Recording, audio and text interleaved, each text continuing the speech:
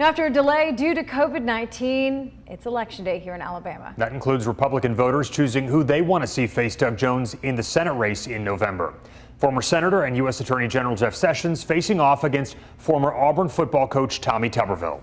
We have live team coverage for you this afternoon, starting with WVTM 13's John Papke live in Montgomery with the Tuberville camp after he came out on top in the primary. John. Well, Ian, yes, the career football coach is hoping to take its political outsider appeal to Washington and believes that an endorsement by a prominent non-politician can help him get there. Now, Tommy Tuberville and his wife, Suzanne, voted at the Frank Brown Recreation Center in Auburn around 10 o'clock this morning. His campaign says he spent most of the day stopping by some of his favorite lunch spots.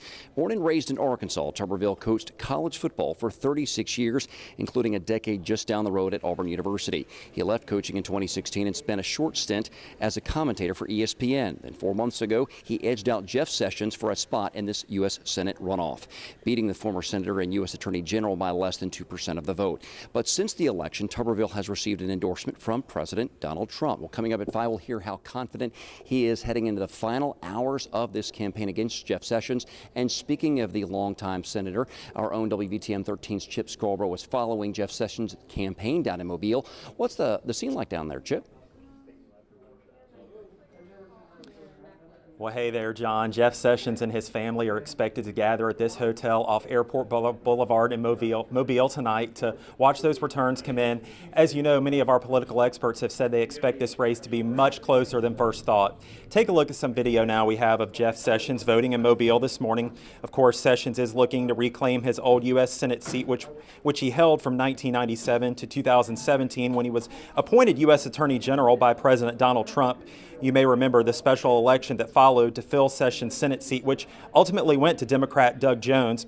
And Sessions has taken Tommy Tuberville to task in recent days over his decision not to debate. And also, despite strong criticism from President Donald Trump, Sessions says he will vote for him in November. We'll be here all afternoon long and evening as crews set up behind me, and we'll bring you more live coverage coming up at 5 on WVTM 13. For now, live in Mobile, Chip Scarborough, WVTM 13. Well, people all across the state heading to cast their ballots today. Safety during the pandemic is a concern for a number of folks. WVTM 13's Bria Douglas joins us live at one of the polling places here in central Alabama. Any problems out there, Bria, that you know about?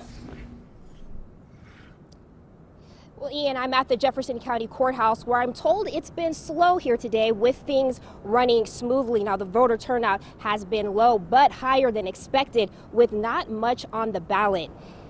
Staff predicts 45,000 to 50,000 votes will be cast between now and 7 o'clock when the polls close in Jefferson County. The low voter turnout is attributed to the pandemic, along with the fact there's only 2 races on the Republican ballot and only 1 local race on the Democrat ballot. Because of the low voter turnout, staff says there haven't been any issues with machines.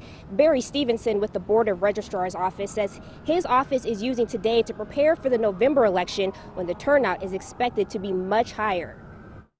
From a planning standpoint, the fact that we're having low turnout, it's giving us a chance for taking lots of notes. How did all the personal protection equipment, sprays, wipes that we sent out, how did that work? How are we going to have to improve or tweak our plans for November?